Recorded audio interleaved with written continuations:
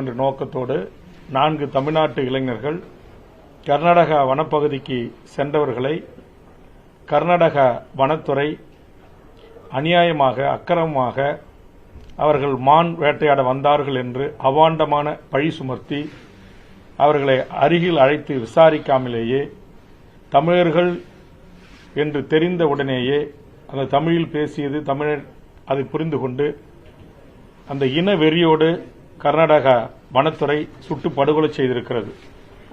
Anthonisamy, Kumar, Peter என்ற 3 தமிழ்நாட்டைச் சேர்ந்தவர்கள் 3 பேருக்கும் திருமணமாகி குழந்தைகள் இருக்கிறது.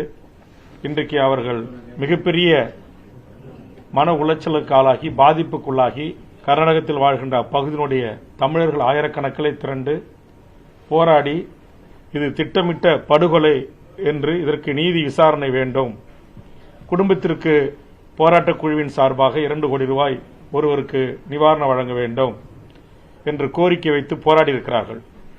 போராடியவர்களை கர்நாடக காவல்துறை காட்டுமிராண்டித்தனமாக தாக்கி அதில் 5 கைது செய்து தற்போது காவல் நிலைய சித்திரவதைக்கு உள்ளாக்கப்பட்டிருக்கிறார்கள்.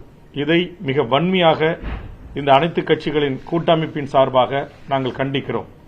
கடந்த ஆண்டு இதுபோன்று கர்நாடக எல்லையில் மீன்பிடிக்க வந்தார்கள் என்று மேட்டூர் அருகே சேர்ந்த ஒரு மீனவர் குடியில் பிறந்த ஒருவரை அநியாயமாக இதுபோன்று அவரும் எல்லை தாண்டி வந்தார் என்று சுட்டு படுகொலை செய்தார்கள்.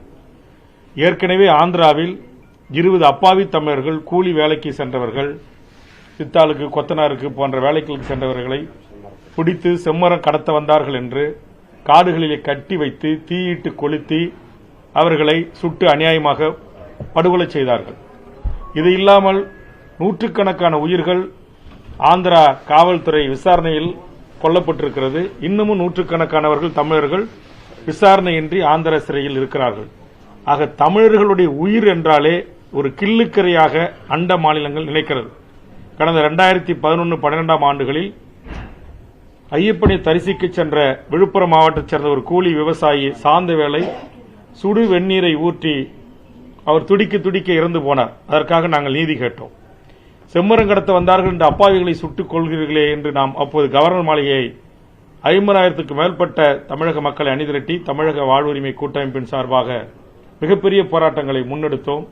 அந்த குடும்பத்துக்கு கொஞ்சம் நிவாரணம் கிடைக்கப்பட்டதை தவிர அந்த உயிர் தியாகத்துக்கு இதுவரையில் நீதியின் முன் நிறுத்தி அந்த வனத்துறையினரோ காவல்துறையிலோ தண்டிக்கப்படவில்லை. இங்கு தமிழ்நாட்டு மீனவர்கள் மீன்பிடிக்க சென்றால் சிங்கள ராணுவம் சுட்டு படுகொலை செய்கிறான். ஐயப்பன் கோயிலுக்கு சாமி கும்பிட போன அங்க மலையாளிகள்